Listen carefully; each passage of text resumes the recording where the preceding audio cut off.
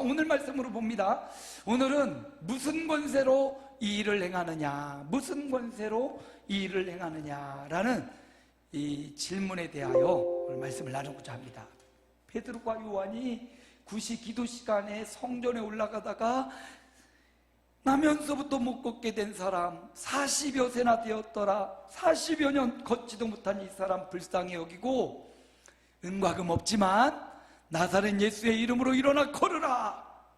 그가 걷고 뛰게 되었습니다. 수많은 사람들이 몰려들었고, 베드로는 예수님이 살리셨다고, 너희가 죽인 십자가에 죽으시고 부활하신 예수님이 저를 살렸다고 수많은 사람들이 몰려들고 예수의 이름을 믿고 환영하고 찬양하고 영광을 돌렸습니다. 그런데 당국자들은 와서 이 일을 괘씸히 여기고 베드로 요한을 감옥에 가둔 겁니다.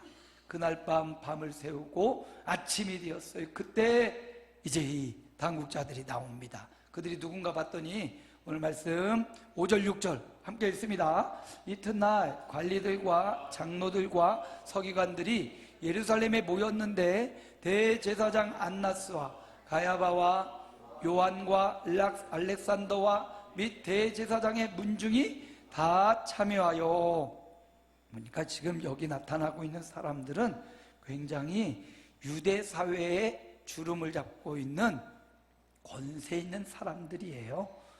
정치적으로 경제적으로 유명한 사람들, 지금 로마의 지배를 받고 있는데 로마의 총독 아래에서 이들이 성전을 지켜가면서 또 예배, 또 백성들의 치안, 이런 문제를 다 담당하고 있는 권세를 잡고 있는 사람들, 바로 그들이 베드로와 요한을 가운데 세우고 신문하고 있어요. 그 신문의 내용이 7절입니다. 함께 읽습니다. 사도들을 가운데 세우고 묻되 너희가 무슨 권세와 누구의 이름으로 이 일을 행하였느냐? 어떻게 보면 베드로 요한이 행한 일은 죽어가던 한 사람, 구걸하던 한 사람, 거지 같은 그 사람을 일으켜 세우고 살려주고 건강하게 해주고 성전 가장 아름다운 문 앞에서 날마다 한 푼 달라고 했던 이 사람 인생을 완전히 변화시킨 위대한 사건이었습니다. 근데 이 위대한 사건을 보고 베드로 요한에게, 야, 우리는 평생을 다녀도 저 사람 일으켜보지도 못하고 살리지도 못하고 한 푼 주고 말았는데 너는 어떻게 이 사람을 살렸어? 야, 정말 대단한 일이네. 이 죽어가던 사람 한 사람을 살려냈네 하면서 칭찬하고 인정하는 게 아닙니다. 오히려 왜 살렸어?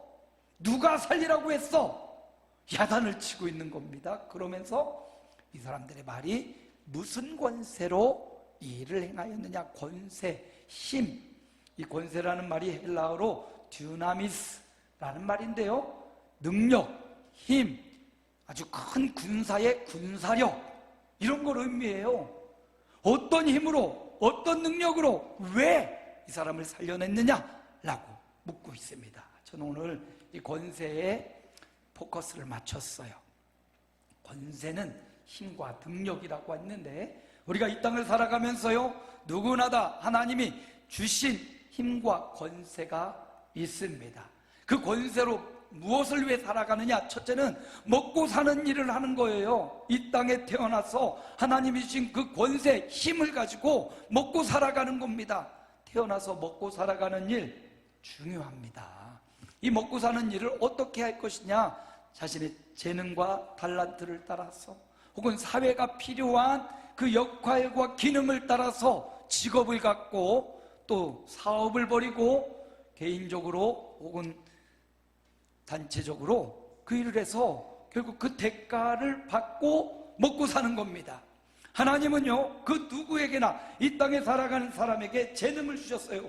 오늘 말씀에 나면서부터 걷지 못하는 이 사람에게도 먹고 살아야 되니까요, 어떻게 해요? 다른 사람의 등에 업혀서 이 성전 미문에 가서 나로 구걸할 수 있도록 해달라. 그래서 그 사람은 그걸로 다른 사람의 동정을 먹고 살아가고 있어요. 아니, 나는 아무것도 못해, 난 불편하고 나는 부끄러워서 아무것도 못해. 그러면 살 수 없었겠죠.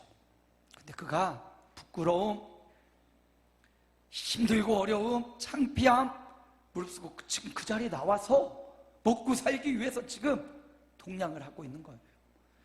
그런 그 사람도 무언가 먹고 살기 위해서 열심히 살아가는 인생의 모습을 보여주죠. 여기 나와 있는 대제사장, 서기관, 대제사장의 문중, 안나스, 가야바, 요한, 이 사람들도 태어날 때부터 먹고 살 수 있는 능력을 갖고 있는 게 아니었어요. 태어나서 부모로부터 혹은 이 사회를 보면서 먹고 살기 위해서 무엇을 해야 되는지를 보고 그 일에 들어가서, 여기 이제 이 권력을 갖고 있는 사람들은 대부분 세습에 의해서 그 권세를 붙잡았지만 그 권세를 가지고 지금 먹고 살기 위해서 그 일에 지금 뛰어들고 있습니다. 그리고 자기들은 이렇게 해야 먹고 사는데 이 일을 방해하는 베드로, 요한이 여기 지금 나타난 거예요. 그러니까 내 먹고 사는 일에 문제가 생기니까 지금 베드로, 요한을 붙잡아 놓고 신문을 하고 있어요. 여러분, 먹고 사는 일 중요합니다. 이 땅 태어났다면 먹고 사는 문제를 해결해야 돼요. 학생이나 왜 공부합니까? 먹고 사는 일을 해결하려고 지금 열심히 공부하고 있는 거 아니에요? 젊은이 또 취업을 왜 합니까? 먹고 사는 문제를 해결하려고요. 사업장을 왜 구상하고 해내갑니까? 먹고 사는 문제를 해결하려고 하는 거 아니에요. 하나님이 분명히 여러분에게 먹고 사는 능력을 주셨어요. 이런 말을 하더라고요. 내가 잘하는 일을 해야 돼요? 아니면 내가 좋아하는 일을 해야 돼요? 그렇죠. 어떤 일을 해야 되겠습니까? 먹고 사는 일을 위해서는 잘하는 일을 해야 될까? 아니면 좋아하는 일을 해야 될까? 그런 질문 앞에 어떤 사람이 답을 주더라고요. 돈이 더 되는 일을 해. 에? 무슨 말이야? 잘하는 일이 돈이 더 되면 그 일을 하고, 좋아하는 일이 돈이 더 된다면 좋아하는 일을 해. 명쾌한 것 같아요. 지혜인 것 같아요. 그런데 좋아하는데 능력이 없어. 그러면 그 일은 못하겠죠. 그러면 잘하는 일을 해야 되겠죠. 여러분, 하나님이 이 땅에 살아가면서 태어난 사람들에게 다 재능을 주셨어요. 그 재능을 빨리 발견한 사람은 먹고 사는 문제를 빨리 해결할 수가 있겠죠. 근데 그걸 잘 발견을 못해서 느려서 조금 늦어지는 사람도 있어요. 그러나 그걸 계속해서 생각하고 연구하면 분명히 그 길이 열립니다. 그래서 성실하고 정직하게 그 일을 해내면 먹고 사는 문제는 우리나라에서 충분히 할 수 있어요. 예. 지금 저기 울릉도 이야기 들어보니까 울릉도에는 일꾼이 부족하대요. 근데 일이 좀 힘들어. 근데 단타로 하는 일이 아니라 한 달, 두 달 머물면서 울릉도 섬에 들어가서 일을 하면 굉장히 보수가 많다고 합니다. 우리 사회가 사람이 부족해요. 일꾼이 부족합니다. 내가 원하는 일, 하고 싶은 일만 하려고 하니까 먹고 사는 문제가 잘 해결이 안 되는 거예요. 근데 우리 사회가 내가 하고 싶은 일, 잘하는 일 외에도 사회가 필요하는 일이 있다면 내가 거기에 뛰어들면 먹고 사는 문제를 해결할 수 있다라는 거예요. 여러분, 먹고 사는 문제 중요합니다. 그 일이 다른 사람을 막 해악을 끼치면서 하는 일이라면 다른 일을 구해야 되겠죠. 근데 그 일이 서로 공동의 유익을 이끄는 일이라면 필요합니다. 그래서 먹고 사는 문제, 하나님이 주신 힘으로 그 먹고 사는 문제를 잘 해결해내고 그 일을 잘 감당해내는 우리가 돼야 되겠고요. 정년이 65세, 공무원은 60세면 끝나지만 너무 젊지요. 60세 끝나고 나면 또 무언가 이 일을 위해서 우리가 쓰임받을 수 있기 위해서는 잘 준비해야 되겠죠. 자, 먹고 사는 권세로 살아가는 사람들이 있어요. 두 번째 보니까 4장 9절 우리 함께 읽어봅니다. 만일 병자에게 행한 착한 일에 대하여 이 사람이 어떻게 구원을 받았느냐고 오늘 우리에게 질문한다면, 자, 이어서 봅니다. 10절 하반절 함께 있습니다. 너희가 십자가에 못 박고 하나님이 죽은 자 가운데서 살리신 나사렛 예수 그리스도의 이름으로 이 사람이 건강하게 되어 너희 앞에 섰느니라. 두 번째, 권세, 어떤 권세로 이 일을 행하느냐? 어떤 사람은 먹고 살기 위해서 그 일을 행하는 사람들이 있고요. 또 하나, 먹고 사는 문제를 뛰어넘는 문제가 있습니다. 건강하게 사는 문제예요. 여러분, 그냥 먹고만 사는 게 아니잖아요. 건강하게 살아야죠. 먹는 건 뭐라도 먹을 수 있고 그냥 살 수 있지만, 건강한 삶을 위해서는 내가 좋아하는 것만 먹어서도 안 되고요, 내가 싫어하는 건 거부해서도 안 돼요. 건강을 위해서는 쓴 약도 먹어야 되기도 하고요, 건강을 위해서는 균형 잡힌 식단을 찾아서 먹어야 돼요. 내가 좋아하는, 입에 좋아하는 막 단 것만 계속 먹고 그러면 당뇨도 오고 몸이 균형을 잃어버려요. 그래서 건강한 식단, 건강을 위한 삶이 필요해요. 우리에게 준 힘으로 먹고 사는 문제뿐만 아니라 건강하게 사는 이 일에 우리가 힘을 기울여야 되죠. 건강이 뭐냐? 세계보건기구는 건강을 세 가지로 균형 잡힌 삶이라고 해요. 첫째는 신체적으로 무리가 없어야지 건강이래요. 두 번째는 정신적으로 무리가 없을 때 건강이고, 세 번째는 사회적으로 무리를 일으키지 않을 때, 이게 건강이래요. 몸만 건강하다고 건강한 게 아니에요. 마음만 그냥 건강하다고 건강한 것도 아니고, 사회 관계만 잘한다고 건강한 게 아니에요. 이 세 가지가 조화롭게, 어떤 사람은 장애가 있어서 어떤 몸 하나가 좀 불편한 사람도 있어요. 그런데 정신적으로 이걸 커버를 해요. 예? 심리적, 정신적 멘탈이 강해가지고 이걸 커버하면 그 사람 건강하죠. 또 사회적으로도 사람들과 잘 조화로워야 되는데, 이 사회 부적응을 해가지고 관계가 이것도 건강이 아니에요. 이 세 가지가 신체적으로도 좀 어디 좀 하나 불편할 수도 있지만, 내 신체, 내게 있는 지금 활용할 수 있는 신체를 건강하게 잘 보존하고 활용하는 사람, 그리고 심리적, 정신적 세계를 건강하게 이렇게 잘 세워가야 돼요. 그런데 이 정신적 건강이 굉장히 중요합니다. 우리가 살다 보면 모든 사람에게 좋은 사람이 될 수 없거든요.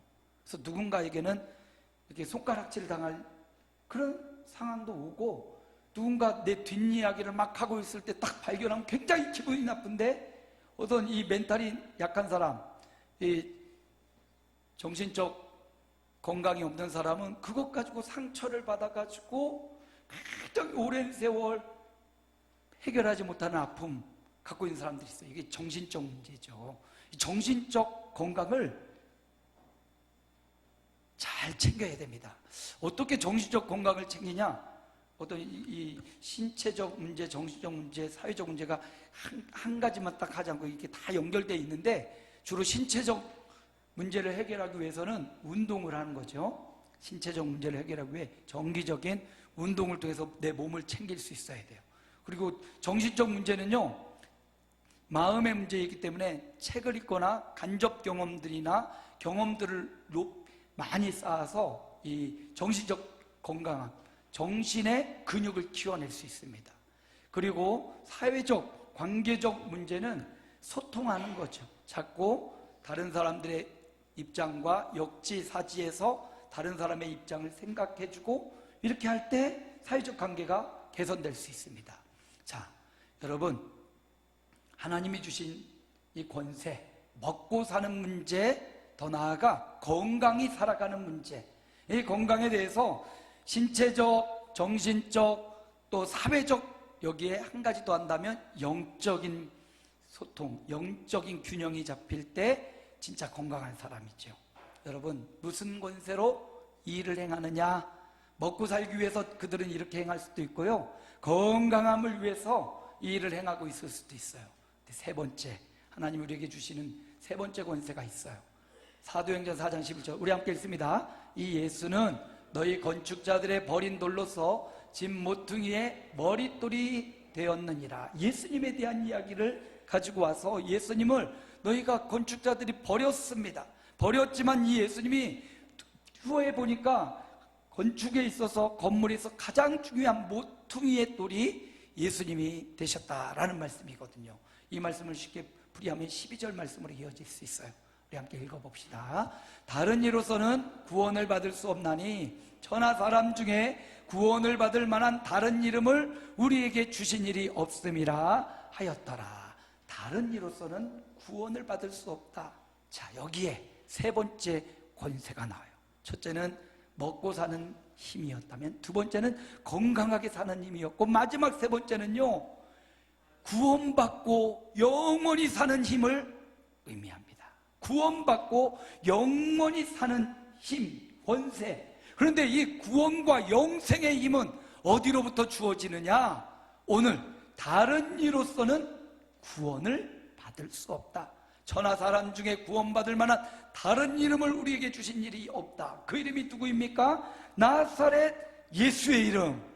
바로 나사렛 예수의 권세, 나사렛 예수의 힘, 그 능력이 우리를 이 땅의 삶으로부터 구원하고 영생을 얻게 하고 하나님 나라를 누리게 하는 힘, 그것은 나사렛 예수밖에는 없다라고 말해주는 겁니다. 여러분, 구원에 다른 이름이 없습니다. 세상에 수많은 사람이 이 땅에 왔다 갔지만 나사렛 예수 외에는 구원자가 없어요. 스스로 내가 구원자라고 말하는 수많은 사람들이 그 후에 나왔지만 그들은 성경에 의해 살아계신 하나님의 아들인 증거를 보일 수도 없고 죽고 끝났어요. 그러나 예수님은 이 땅에 성령으로 잉태되어 오셔서 예수님은 우리를 위해 십자가에 대신 죽어주셨습니다. 그리고 예수님은 죽은 자 가운데 부활하셨습니다. 그리고 500의 형제가 보는 가운데 승천하시고 우리에게 성령을 보내주셨습니다. 그러므로 위대한 힘, 가장 귀한 힘, 우리를 구원하고 영생에 이르는 권세, 바로 나사렛 예수 이름의 권세입니다. 그러므로 여러분, 나사렛 예수의 이름의 권세로 구원받고 영생에 이르는 거룩한 삶을 살아가시기를 축원합니다. 그런데 가만히 보니까, 자세히 오늘 본문을 살펴보니까 바로 이 나사렛 예수의 권세는요, 여기 나면서부터 먹고 된 사람을 조명해 봅니다. 그 사람, 나면서부터 걷지 못했던 그 사람, 나사렛 예수의 이름은 그를 일으켰습니다. 그리고 그를 건강하게 했습니다.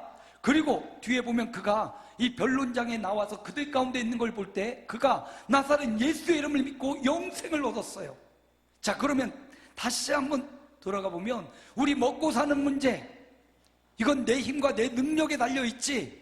건강하게 사는 문제, 이것 또한 내가 잘 운동하고 마음의 근육을 세우면 되겠지. 아니요, 이것 또한 나사렛 예수의 이름으로 나면서부터 먹고 사는 문제 궁핍하고 궁핍했던 이 사람이 걷고 뛰면서 먹고 사는 문제가 해결되고 건강하게 사는 문제가 해결되고 영원히 사는 문제가 바로 나사렛 예수의 이름으로 다 해결되었다는 겁니다. 그러므로 여러분, 아직도 먹고 사는 문제가 해결되지 않고 이제 직장과 취업과 앞날을 고민하고 있는 우리 청년들, 나사렛 예수의 이름으로 기도하고 하나님이 주신 꿈을 향하여 달려가시기 바랍니다. 건강한 문제, 다 신체적으로 연약한 부분들이 다 있어요. 근데 이 건강의 문제 또한 나사렛 예수의 이름이 그 사람을 일으키고 건강하게 살아가도록 사명 감당하도록 해주셨듯이 여러분의 연약한 건강의 문제, 나는 신체적으로, 나는 정신적으로, 나는 사회적으로 무언가 부족해, 그렇죠. 다 건강할 수 없어. 다 연약한 부분들이 있어요. 그 연약한 문제 또한 나사렛 예수의 이름으로 건강하여지는 역사가 있기를 축원합니다. 또 구원과 영생의 문제는 당연히 다른 이름을 주신 일이 없으니까